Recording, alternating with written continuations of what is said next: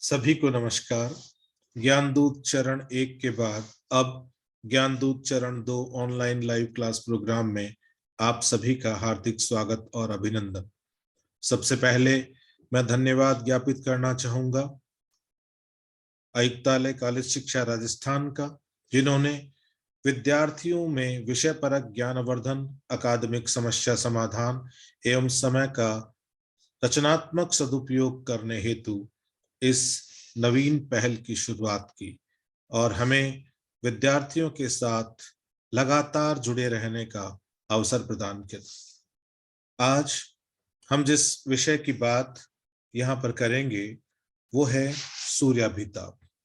हम आज के इस लेक्चर में देखेंगे कि किस प्रकार से सूर्याभिताप पृथ्वी को प्राप्त होता है, कौन कौन से कारक सूर्याभिताप की प्राप्ति को प्रभावित करते हैं, उन सब की चर्चा आज हम इस लेक्चर में करने जा रहे हैं। जब हम सूर्याभिताप की प्राप्ति की बात करते हैं तो हम अच्छी तरह से जानते हैं कि हजारों लाखों तारे अंतरिक्ष में विद्यमान हैं। उनमें से हमारे सबसे नजदीक जो तारा है वो है हमारा सूर्य। हमारा जो सौर परिवार है, हमारा जो सौर मंडल है, ये इसी सूर्य से ऊर्जा की प्राप्ति करता है, या यूं कहें कि ये सूर्य हमारे लिए ऊर्जा का प्रधान स्रोत है। यह ऊर्जा अंतरिक्ष में 9.3 करोड़ मील दूरी तय करने के बाद हमारी पृथ्वी और उसके वायुमंडल को प्राप्त होती है और इसे ही हम सूर्याभिताप कहते हैं। ये 9.3 करोड़ मील या 930 लाख मील दूरी ये पृथ्वी और सूर्य के बीच की औसत दूरी है। सूर्य से विकिरित यह ऊर्जा दृश्य प्रकाश, पराबैंगनी और इंफ्रारेड किरणों के रूप में हमारे वायुमंडल तक पहुंचती है। दृश्य प्रकाश की जो किरणें हैं इसमें सबसे ज्यादा ऊर्जावान है और हमारी जलवायु को सबसे ज्यादा यही प्रभावित करती है। सौरिक विकिरणें पृथ्वी और उसके वायुमंडल को लघु तरंगों के रूप में प्राप्त होती है और ये प्रकाश और ऊर्जा की रश्मियां ये 1,86,000 मील प्रति सेकंड की गति से चलकर हमारे वायुमंडल तक पहुंचती है। इसे ही हम प्रकाश गति कहते हैं। इन विद्युत चुंबकीय तरंगों के द्वारा जो ऊर्जा की प्राप्ति होती है वो हमें विभिन्न तरंग लंबाई वाली ऊष्मा की रश्मियों के रूप में होती है। सूर्य से बहुत बड़ी मात्रा में ऊर्जा अंतरिक्ष में निस्सृत होती है और वो चहुदिश फैलती है। उसका मात्र 1/2 अरबवां भाग पृथ्वी और उसके वायुमंडल तक पहुंच पाता है और यह पृथ्वी और उसके वायुमंडल में समस्त प्रकार की भौतिक और जैविक परिघटनाओं के संचालन के लिए मूल स्रोत है। सूर्याभिताप की प्राप्ति को यदि हम देखें तो वो हमें कई प्रकार की तरंगों या विभिन्न तरंग लंबाई वाली जो ऊर्जा की रश्मियां हैं उसमें प्राप्त होती है। तो क्यों ना हम एक बार विभिन्न तरंग लंबाई वाली तरंगों के बैंड्स को देखते हैं। देखिए, जब हम यहाँ पे शुरुआत करते हैं इस तरफ से इस तरफ जाने की, अर्थात हम बाएं से दाएं जब जाते हैं तो इस भाग में जो तरंगे हैं उन तरंगों की तरंग लंबाई ज्यादा है और इन तरंगों की तरंग लंबाई ज्यादा होने के साथ साथ इनकी आवृत्ति कम है, क्योंकि तरंग लंबाई और आवृत्ति में व्युत्क्रम का संबंध पाया जाता है। तरंग लंबाई जितनी बड़ी होगी किसी निश्चित समय में किसी निश्चित बिंदु से उतनी ही कम संख्या में तरंगे पार होगी।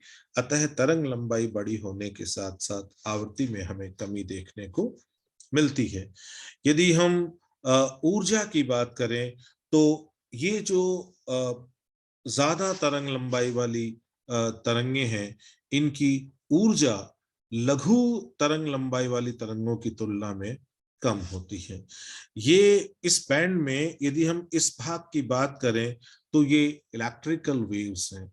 इसके अंदर short wave, ultra short wave और माइक्रोवेव्स को हम शामिल करते हैं। इनके ठीक पास वाला जो बैंड है जिसकी चर्चा हमने थोड़ी देर पहले की थी, वो इंफ्रारेड का है। इस इंफ्रारेड बैंड के बाद जो विजिबल लाइट का बैंड शुरू होता है, दृश्य प्रकाश का बैंड शुरू होता है।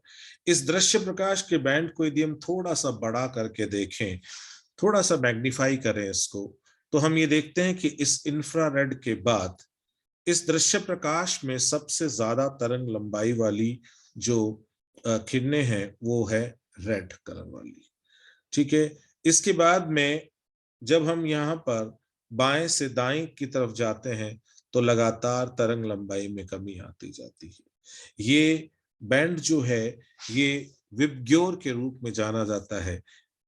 इसमें वी का अर्थ है violet, I indigo, B blue, G green, Y yellow, O orange and R red.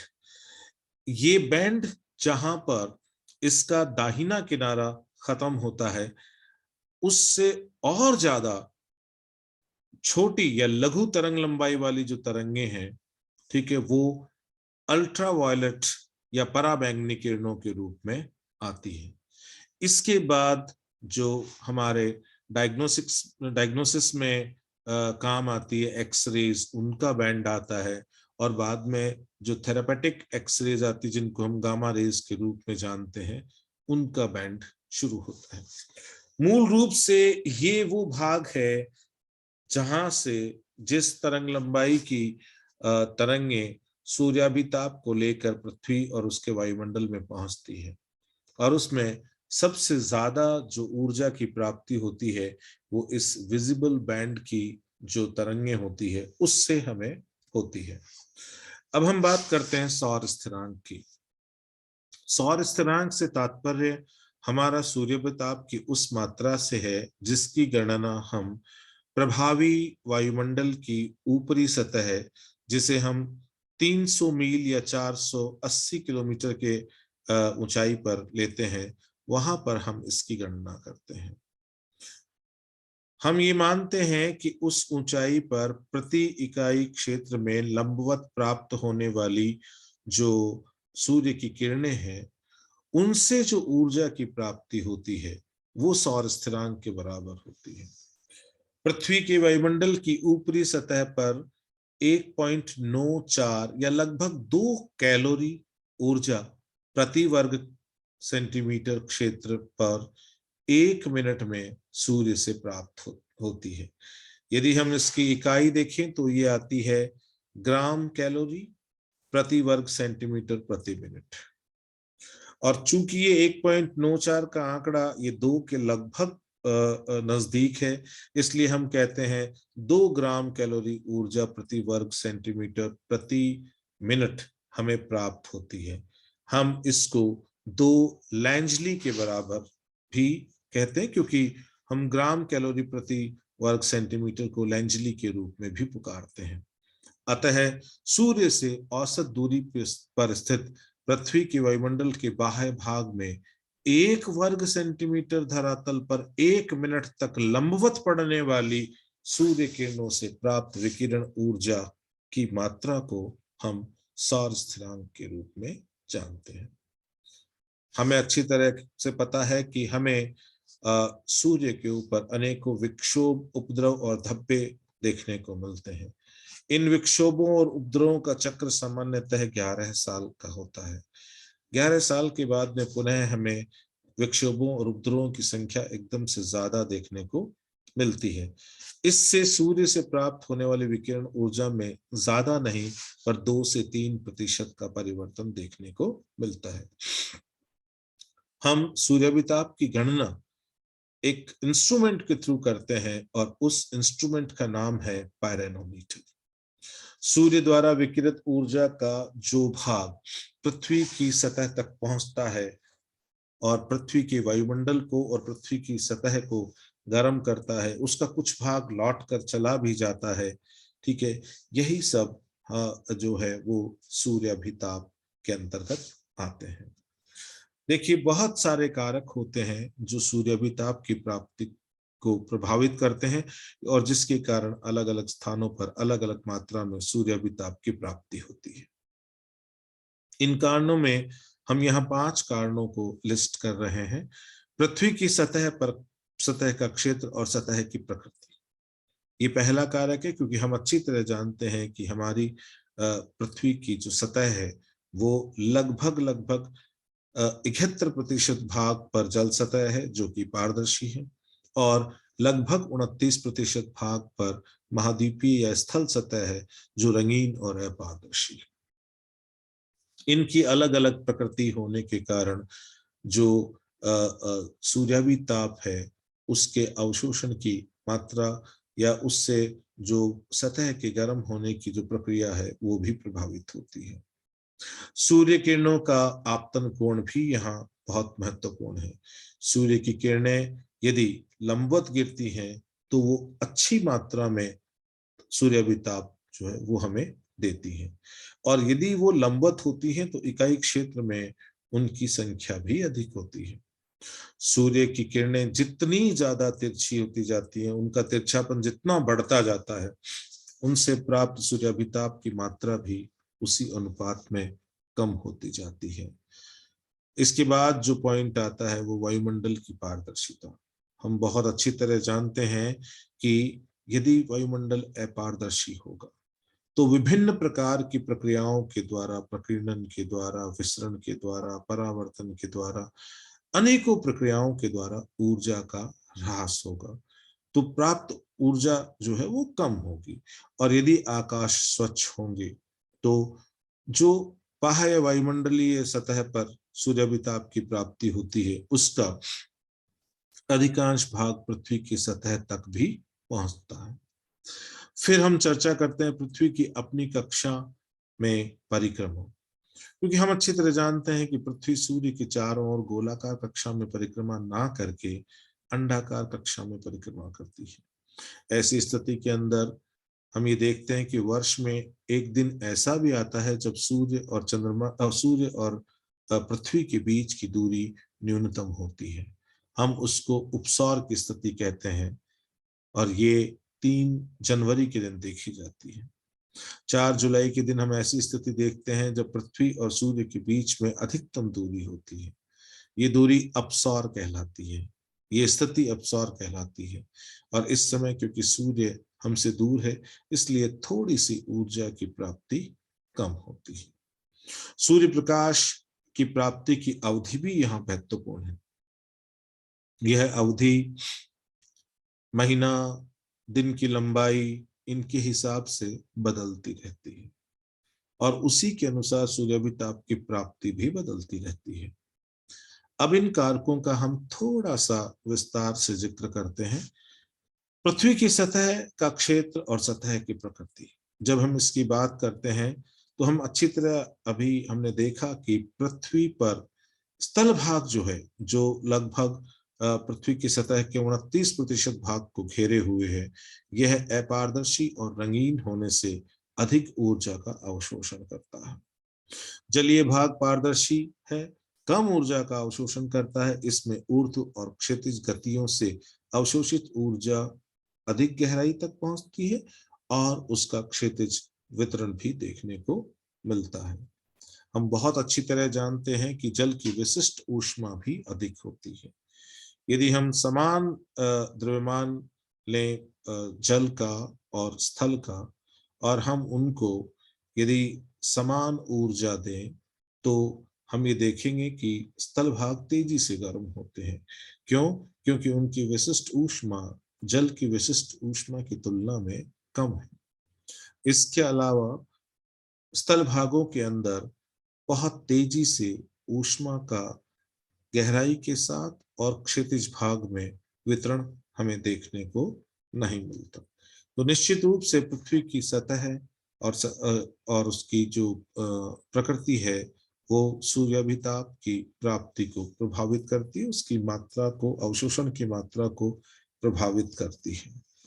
सूर्य की किरणों का आपतन कोण, देखिए तिरछी किरणें जो होती हैं वो लंबवत किरणों की तुलना में प्रति इकाई क्षेत्र में कम प्राप्त होती है, क्योंकि जो तिरछी किरणें हैं वो ज्यादा क्षेत्र में फैलती हैं।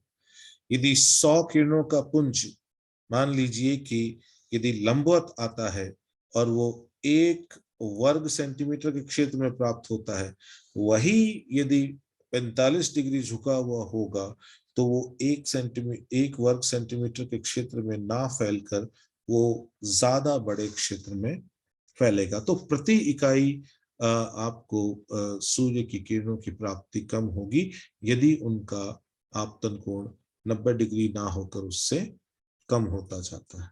ठीक है। तिरछी किरणों को अधिक दूरी भी तय करनी पड़ती है, और जब अधिक दूरी तय करनी पड़ती है तो मार्ग में परावर्तन भी होता है, प्रकीर्णन भी होता है, विसरण भी होता है, आदि अनेकों प्रक्रियाएं होती है, और वो ज्यादा होती है यदि ज्यादा दूरी तय करनी पड़े, और तिरछी किरणें अधिक धरातल भी घेरती है। तो इन दोनों बातों को यदि हम संज्ञान में लें तो ये स्पष्ट होता है कि प्रति इकाई क्षेत्र पर हमें तिरछी किरणों से ऊर्जा की कम प्राप्ति होती है। सूर्य किरणों का आपतन कोण अक्षांशीय स्थिति बदलने के साथ बदलता है, महीनों के बदलने के साथ अर्थात ऋतु बदलने के साथ भी बदलता है, वो दिन के समयानुसार भी बदलता है। ये हम बहुत अच्छी तरह से जानते हैं। हम बहुत अच्छी तरह से जानते हैं कि कर्क और मकर रेखाओं के बीच के क्षेत्र से बाहर ध्रुवों की ओर तिरछेपन में लगातार वृद्धि होती है। हमें बहुत अच्छी तरह पता है कि सूर्य की पृथ्वी के संदर्भ में स्थिति केवल और केवल कर्क और मकर रेखाओं के बीच ही देखी जाती है। यदि हम इसको एक पूरे साल भर के दायरे में देखें तो हम बहुत अच्छी तरह से जानते हैं कि सूर्य की जो अवस्थिति है पृथ्वी के संदर्भ में, वो लगभग 21 मार्च और 23 सितंबर को भूमध्य रेखा के ऊपर हम सूरज की अवस्थिति देखते हैं। अर्थात इन दोनों दिन सूर्य की सीधी किरणें भूमध्य रेखा पर गिरती हैं। हम इनको समरात्रि दिवस कहते हैं। फिर मार्च के बाद सूर्य उत्तरायण की स्थिति लेने लगता है। धीरे धीरे धीरे सूरज की जो स्थिति है वो कर्क रेखा की ओर होती रहती है, और 21 जून के दिन सूरज कर्क रेखा के ऊपर ठीक लंबवत चमकता है। फिर पुनः धीरे धीरे धीरे जो कर्क रेखा से भूमध्य रेखा की ओर के क्षेत्र हैं उनके ऊपर सूरज की स्थिति लंबवत होती जाती है, और सितंबर आते आते यह पुनः भूमध्य रेखा के ऊपर चमकने लगता है।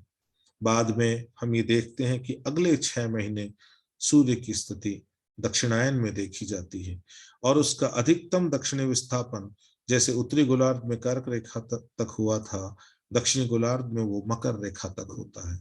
इससे स्पष्ट है कि केवल और केवल कर्क और मकर रेखाओं के बीच ही हम ये देखते हैं कि सूर्य की किरणें वर्ष में कभी न कभी लंबवत प्राप्त होती है। उनसे बाहर सूर्य की किरणें कभी लंबवत प्राप्त नहीं होती। अतः आपतन कोण जो है वो लगातार कम होता जाता है जैसे जैसे हम इन अनिवृत्तीय भागों से ध्रुवों की ओर आगे जाते हैं। तो उसके कारण ज्यादा ट्रेवल करना पड़ता है सनरेज को, ज्यादा मात्रा में ऊर्जा का ह्रास होता है, और उनका तिरछापन बढ़ते रहने से इकाई क्षेत्र में किरणों की प्राप्ति भी कम होती है। इसीलिए तापमानों में लगातार भूमध्य रेखा से ध्रुवों की ओर गिरावट देखने को मिलती है। हालांकि हम अच्छी तरह जानते हैं कि अधिकतम तापमान हमें अयनवर्तीय क्षेत्रों में मिलते हैं, और उसका कारण आकाश का इन क्षेत्रों में पारदर्शी होना है। वायुमंडल इन क्षेत्रों में काफी पारदर्शी है। ये देखिए इस आरेख से हमें स्पष्ट पता होता है। आप यहाँ पर 2 बॉक्स देख पा रहे हैं, एक बॉक्स ये और दूसरा बॉक्स ये। इन दोनों का आकार बराबर है। यहां पर सूर्य से लंबवत किरणें आ रही है और वो इस निश्चित क्षेत्र के अंदर ही प्राप्त हो रही है। इनकी संख्या आप एक बार के लिए मान लीजिए कि 1000 किरणें आ रही है, और वो केवल और केवल इस एस वाला जो क्षेत्र है ना, इसी भाग के अंदर प्राप्त हो रही है। उतनी ही मात्रा में किरणें, उतनी ही मात्रा में सूर्य से प्राप्त होने वाली किरणें ये जब तिरछी गिरती हैं तो तिरछापन बढ़ने के साथ साथ ये जितने भाग को कवर करती है भूसतह पर वो बढ़ता जाता है। इसका मतलब किरणों की संख्या तो उतनी है और प्राप्ति क्षेत्र बढ़ता जा रहा है।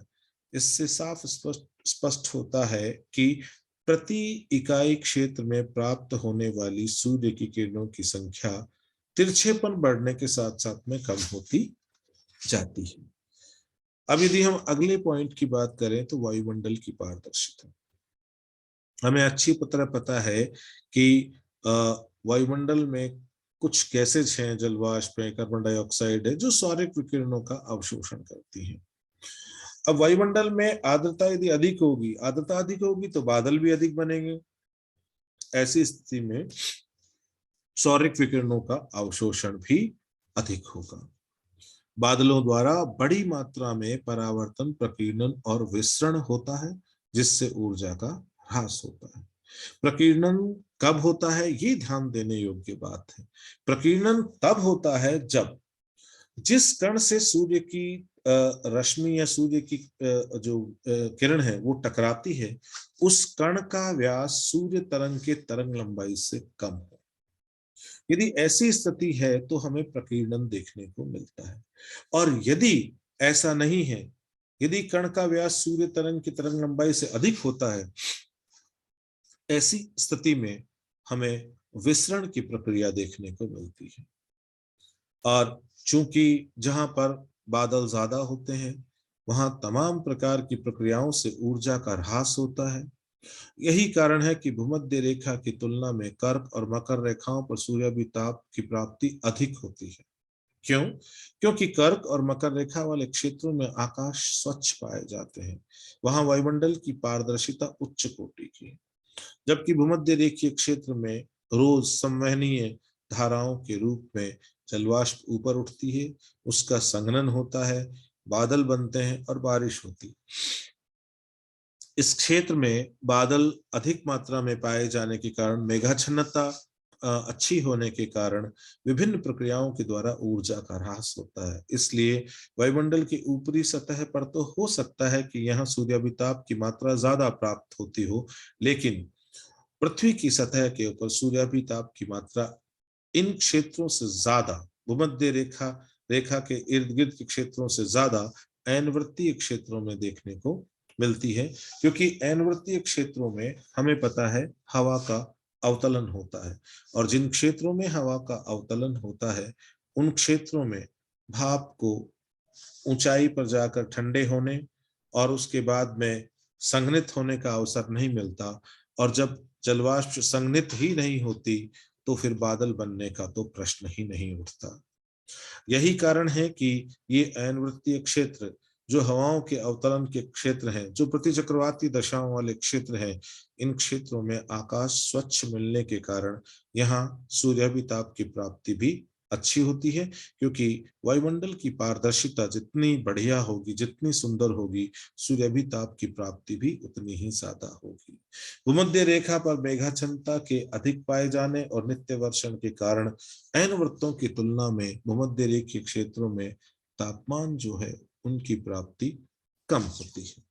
अब अगला पॉइंट लेते हैं हम, पृथ्वी की अपनी परिक्रमण कक्षा में स्थिति। हम अच्छी तरह जानते हैं कि पृथ्वी सूर्य के चारों ओर परिक्रमा करती है, लेकिन इसकी जो परिक्रमा का पथ है, इसकी जो परिक्रमण पथ है इसका, वो गोलाकार ना होकर अंडाकार है। पृथ्वी और सूरज के बीच की औसत दूरी 9.3 करोड़ मील है, लेकिन यदि हम इस अंडाकार मार्ग के अंदर पृथ्वी और सूर्य की स्थिति को देखें और जब उनके बीच सबसे न्यूनतम दूरी होती है, यदि उस स्थिति को लें जो कि 3 जनवरी के दिन पाई जाती है और उसे हम पेरिहीलियन या उपसौर की स्थिति कहते हैं, इस समय सूर्य और पृथ्वी के बीच की जो दूरी होती है वो मात्र 9.13 करोड़ मील होती है। और इसी अंडाकार परिक्रमा कक्ष में जब सूर्य और पृथ्वी के बीच में अधिकतम दूरी होती है, यह हमें 4 जुलाई को देखने को मिलता है। जब अधिकतम दूरी होती है तो पृथ्वी सूर्य से करीब करीब 9.45 करोड़ मील दूर होती है। सूर्य और पृथ्वी के बीच औसतन दूरी मात्र 9.3 करोड़ मील है। अतः स्पष्ट होता है कि वर्ष में एक बार सूर्य और चंद्रमा के बीच की, सूर्य और पृथ्वी के बीच की दूरी न्यूनतम होती है जब हम इसे उपसौर की स्थिति कहते हैं, और एक बार ये अधिकतम होती है तब हम इसे अपसौर की स्थिति कहते हैं। इन परिस्थितियों में पृथ्वी के वायुमंडल की बाह्य सीमा पर 7% ऊर्जा प्राप्ति का अंतर आ जाता है, परंतु सतह पर यह अंतर लगभग नगण्य है। ये जो आरेख है इसमें पृथ्वी की अंडाकार परिक्रमा कक्षा को दिखाया गया है। 3 जनवरी की स्थिति ऐसी स्थिति है जब सूर्य और पृथ्वी के बीच की दूरी न्यूनतम है। इसे उपसौर कहा जाता है, पेरिहीलियन कहा जाता है। इसे उपसौर पढ़ना है हमें। और 4 जुलाई की स्थिति ऐसी स्थिति होती है जब सूर्य और पृथ्वी एक दूसरे से अधिकतम दूरी पे होते हैं। इसे अपसौर की स्थिति कहा जाता है, एपहेलियन की स्थिति कहा जाता है। और इस स्थिति में हमें थोड़ा सा सूर्याभिताप की कम प्राप्ति होती है यदि हम इसकी तुलना उपसौर स्थिति या औसत दूरी से करें। अगला जो बिंदु है वो है सूर्य प्रकाश की प्राप्ति की अवधि। हमें अच्छी तरह पता है कि सूर्य प्रकाश की प्राप्ति की अवधि सर्वत्र एक जैसी नहीं पाई जाती है। पृथ्वी के अपनी परिक्रमण कक्षा में झुके होने के कारण हमें पता है कि हमें ऋतु परिवर्तन देखने को मिलते हैं। सूर्य की स्थिति पृथ्वी के संदर्भ में उत्तरायण देखी जाती है 6 महीने, और 6 महीने दक्षिणायन देखी जाती है। इससे पृथ्वी पर सभी क्षेत्रों में दिन और रात की अवधि में अंतर देखने को मिलता है, और इसमें वर्ष पर्यंत बदलाव जो है वो भी देखने को मिलते हैं। दिन की लंबाई जब बढ़ती है तो सूर्याभिताप की प्राप्ति भी बढ़ जाती है। हम बहुत अच्छी तरह जानते हैं कि हम ग्रीष्म ऋतु के अंदर ज्यादा सूर्याभिताप की प्राप्ति करते हैं, और उस समय हमारे क्षेत्रों में दिन की लंबाई भी ज्यादा होती है। शीत ऋतु के अंदर हम देखते हैं कि हमारे यहाँ दिन की लंबाई छोटी होती है, और सूर्य की किरणें भी तिरछी आती है, और इसके कारण सूर्याभिताप की जो प्राप्ति है वो ग्रीष्म ऋतु की तुलना में कम देखने को मिलती है। यदि हम सूर्याभिताप के धरातलीय वितरण की बात करें तो हम अच्छी तरह जानते हैं कि ऐन वृत्तों के बीच ही सूर्य की स्थिति साल भर में कभी न कभी लंबवत होती है। ऐन वृत्तों के बाहर अर्थात कर्क और मकर रेखाओं के बाहर वर्ष पर्यंत ऐसा कभी देखने को नहीं मिलता, और यही कारण है कि इसी मंडल में हमें सबसे ज्यादा सूर्याभिताप की प्राप्ति होती है। और सूर्याभिताप की प्राप्ति सर्वाधिक हमें ऐनवृत्तीय क्षेत्रों में ही होती है। ऐनवृत्तीय जो क्षेत्र है, जो कर्क और उसके आसपास तथा मकर और रेखा और उसके आसपास के क्षेत्र वहीं होती है। और अभी अभी हमने उसकी स्थिति के लिए देखा था कि वहां पर प्रतिचक्रवाती दशाएं पाई जाती है, हवाएं वहां पर अवतलित होती हैं, और ऐसे क्षेत्र जहां पर हवाएं ऊपर से नीचे अवतलित होती है वहां पर कभी भी जो वाष्पीकृत आर्द्रता है उसके तापमान गिरने और संघनन के जैसी स्थिति देखने को नहीं मिलती, और यदि ऐसी स्थिति देखने को नहीं मिलती तो फिर बादल बनने की प्रक्रिया भी स्थान नहीं लेती। भूमध्य रेखीय भाग में हमें ऐसा देखने को नहीं मिलता। वहां पर नित्य संवहनीय धाराएं ऊपर की ओर चलती हैं, और वे जो वाष्पीकृत वाष्प है उसको लेकर भी ऊपर जाती हैं। धीरे धीरे जब ऊंचाई बढ़ती जाती है, तापमानों में गिरावट के कारण हम ये देखते हैं कि गुप्त ऊष्मा रिलीज होती है और ये वाष्प संघनित होने लगती है। इस वाष्प के संघनित होने से जो गुप्त ऊष्मा रिलीज होती है उससे वो वायु का पुंज थोड़ा और ऊपर धकेला जाता है, और इस तरह से बादल बनने की प्रक्रियाएं स्थान लेती है। भूमध्य रेखीय भाग में वायुमंडल की बाह्य सीमा पर तो अधिकतम सूर्याभिताप की प्राप्ति होती है, परंतु इसी मेघाच्छन्नता के कारण सूर्यताप पृथ्वी की सतह पर कर्क और मकर रेखाओं की तुलना में कम प्राप्त होता है। ऐन वृत्तीय भागों में ध्रुवों की ओर एनवर्तीय भागों से जब हम और आगे ध्रुवों की ओर चलते हैं तो तापमानों में लगातार हमें कमी देखने को मिलती है। पृथ्वी पर तापमान के क्षैतिज वितरण को हम 3 ताप मंडलों के रूप में या कटिबंधों के रूप में देख सकते हैं, और वो 3 ताप कटिबंध हैं: उष्ण कटिबंध, शीतोष्ण कटिबंध और शीत कटिबंध। यदि हम उनको उष्ण कटिबंध की बात करें तो ये वही पेटी है जिसके अंदर साल में कभी न कभी सूर्य की किरणें सीधी लंबवत गिरती है, अर्थात ये कर्क और मकर रेखाओं के बीच का क्षेत्र है जहां वर्ष भर में कम से कम एक बार सूर्य की किरणें सीधी अवश्य पड़ती है। अन्य दिनों में भी वो तुलनात्मक रूप से उतनी तिरछी नहीं होती। भूमध्य रेखा के समीपस्थ क्षेत्रों पर हमें शीत ऋतु का अभाव देखने को मिलता है। ये केवल और केवल भूमध्य रेखा के इर्द गिर्द एक संकड़ी पेटी की बात हम कर रहे हैं, लेकिन जैसे जैसे हम भूमध्य रेखा से दूर दोनों गोलार्धों में जाते हैं तो अयनवर्तीय भागों में हमें स्पष्ट ऋतु चक्र भी दिखाई देता है। तो इस प्रकार हम जानते हैं कि कर्क और मकर रेखाओं के बीच के क्षेत्र में ही सूर्य की उत्तरायण और दक्षिणायन स्थितियां देखी जाती हैं, और इन्हीं क्षेत्रों में हम देखते हैं कि सूरज से अधिकतम ताप की प्राप्ति होती है, क्योंकि सूरज इन क्षेत्रों में ज्यादा तिरछा नहीं होता अथवा लंबवत भी होता है किन्हीं निश्चित दिनों में। तो उस कारण से अच्छी तापमान की प्राप्ति के कारण ये उष्ण कटिबंधीय पेटी है। हम यदि 23.5 डिग्री से 66.5 डिग्री क्षेत्र की बात करें दोनों गोलार्धों में, तो इस क्षेत्र में हम ये देखते हैं कि सूर्य की किरणें तिरछी प्राप्त होती हैं। हालांकि उनका तिरछापन उतना नहीं होता जितना ध्रुवीय और उसके आसपास के क्षेत्रों में देखने को मिलता है। इस पेटी में ऋतु के अनुसार दिन और रात की अवधि जो है वो लंबी भी होती है और छोटी भी होती है, परंतु हम देखते हैं कि कभी भी यहाँ दिन और रात की जो अवधि है, लंबाई है, वो 24 घंटे से अधिक लंबी नहीं होती। यहाँ सूर्य की उत्तरायण एवं दक्षिणायन स्थिति के अनुसार स्पष्ट ऋतु परिवर्तन भी देखने को मिलता है। इस शीतोष्ण कटिबंधीय पेटी से परे ध्रुवों की ओर दोनों गोलार्धों में शीत कटिबंध देखने को मिलते हैं।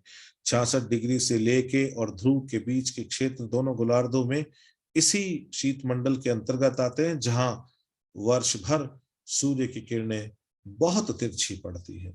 इनकी बहुत तिरछेपन के कारण इनकी कम संख्या प्राप्त होती है इकाई क्षेत्र में, और ये बहुत ज्यादा दूरी तय करके आने के कारण इनमें ऊर्जा का ह्रास भी देखने को मिलता है, जिससे काफी कम तापमान इस क्षेत्र में पाए जाते हैं। यहाँ जो दिन और रात की अवधि है वो 24 घंटे से अधिक होती है, तथा ग्रीष्म ऋतु यहाँ लगभग ना के बराबर है। ध्रुवीय क्षेत्रों में, एकदम ध्रुवीय क्षेत्रों में यदि हम देखें तो ग्रीष्म ऋतु हमें वहां नहीं देखने को मिलती, लेकिन हाँ इस शीत कटिबंध के जो परिधि क्षेत्र है वहां हमें शीत ऋतु की कठोरता में कुछ कमी देखने को मिलती है ना, काफी मृदु हो जाती है वो, और वो वहां की ग्रीष्म की स्थिति होती है। कुल मिला के हम ये देखें तो इस बेल्ट के अंदर हमें ऋतु चक्रण या तो नहीं मिलता और या फिर वो बहुत ही कमजोर देखने को मिलता है, और यहाँ तापमान लगभग लगभग वर्ष भर जमाव बिंदु से नीचे ही बने रहते हैं। ये डायग्राम है जिसके अंदर हम तीनों कटिबंधों को देख सकते हैं। ये उष्ण कटिबंध है, ये दोनों शीतोष्ण कटिबंध है, और ये ध्रुवों के पास की जो कटिबंध है ये शीत कटिबंध है। ये ऊर्जा का सूर्याभिताप का वितरण है, क्षैतिज वितरण है, और यहाँ बहुत स्पष्ट है ये बात कि ऐन वृत्तों के समीप के जो आंकड़े हैं ये स्पष्ट रूप से दिखा रहे हैं कि इस भाग में सूर्याभिताप की प्राप्ति भूसतह पर सर्वाधिक होती है।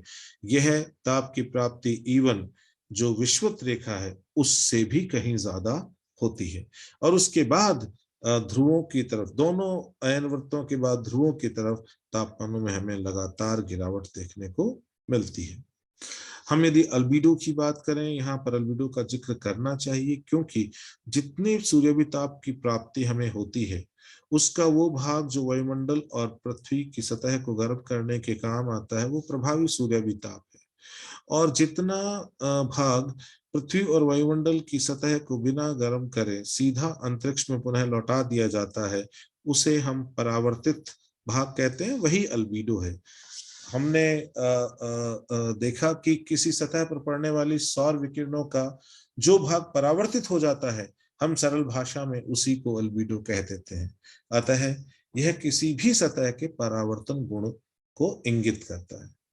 यह आपतित सौर विकिरणों एवं परावर्तित सौर विकिरणों के बीच संबंध को भी प्रदर्शित करता है, जिसे प्रतिशत में मापते हैं। सतह का रंग, विकिरण के आपतन कोण एवं सतह की संरचना पर ये निर्भर करता है। हम ये जानते हैं कि पृथ्वी का औसत अल्बीडो है वो 34% है। यदि हम ट्रिवार्था के हीट बजट को देखें तो हम ये देखते हैं कि लगभग 32 इकाई वायुमंडल के द्वारा सीधा अंतरिक्ष में लौटा दिया जाता है और 2 इकाई भूसतह के द्वारा अंतरिक्ष में परावर्तित ऊर्जा के रूप में लौटा दी जाती है। कुल मिला के ये 34 इकाई ऊर्जा पृथ्वी और उसके वायुमंडल को गर्म करने में काम नहीं आती। ठीक है, तो ये ऊर्जा जो पृथ्वी और उसके वायुमंडल को गर्म करने में काम नहीं आती, ये पृथ्वी और उसके वायुमंडल का समेकित अल्बीडो कहा जा सकता है। ठीक है, हम अच्छी तरह जानते हैं कि सारी सतहों का अल्बीडो एक जैसा नहीं होता। पृथ्वी के ऊपर विभिन्न प्रकार की सतह पाई जाती है। यह अल्बीडो की मात्रा बर्फ से ढकी हुई सतहों के लिए बहुत ज्यादा होती है, जबकि गहरे रंग वाली मिट्टी वाली सतह के लिए इनकी मात्रा काफी कम होती है। कम आपतन कोण वाली सौर विकिरणों का परावर्तन अधिक होता है। जितनी ज्यादा तिरछापन बढ़ता जाता है, परावर्तन का गुण भी उतना ज्यादा बढ़ता जाता है। जो चिकनी सतह होती है ना, उनका अल्बीडो खुद जो सतह होती है उससे ज्यादा होता है, क्योंकि चिकनी सतह से परावर्तन की मात्रा ज्यादा होती है। एनवर्तों के बीच अल्बीडो की दरें हमें कम देखने को मिलती है। ये 19 से 38% के बीच में हमें देखने को मिलती है, लेकिन हम ये जानते हैं कि ध्रुवीय प्रदेशों में यह मात्रा 80% तक भी पाई जाती है। विभिन्न सतहों का अल्बीडो अलग अलग होता है। हम बहुत अच्छी तरह जानते हैं कि जो ताजा पड़ी स्नो होती है उसका अल्बीडो बहुत ही शानदार होता है। ये 80 से 90% तक पाया जाता है। पुरानी बर्फ का अल्बीडो भी बहुत अच्छा होता है, लेकिन जैसे काली रोड है, घने हरे वन है, गहरे रंग की मिट्टियां हैं, इनका अल्बीडो कम पाया जाता है। मैं पुनः आभार और धन्यवाद ज्ञापित करता हूं आयुक्तालय कॉलेज शिक्षा राजस्थान का इस नवीन और अभिनव पहल के लिए। और मैं आग्रह करता हूं तमाम श्रोताओं से जो हमारे इस लेक्चर को सुन रहे हैं, देख रहे हैं, कि आप ज्यादा से ज्यादा विद्यार्थियों के अंदर इस YouTube चैनल को प्रचारित करें और उन्हें आग्रह करें कि वो इसको सब्सक्राइब करें, ताकि ज्यादा से ज्यादा विद्यार्थी इस पहल से लाभान्वित हो सके। बहुत बहुत धन्यवाद।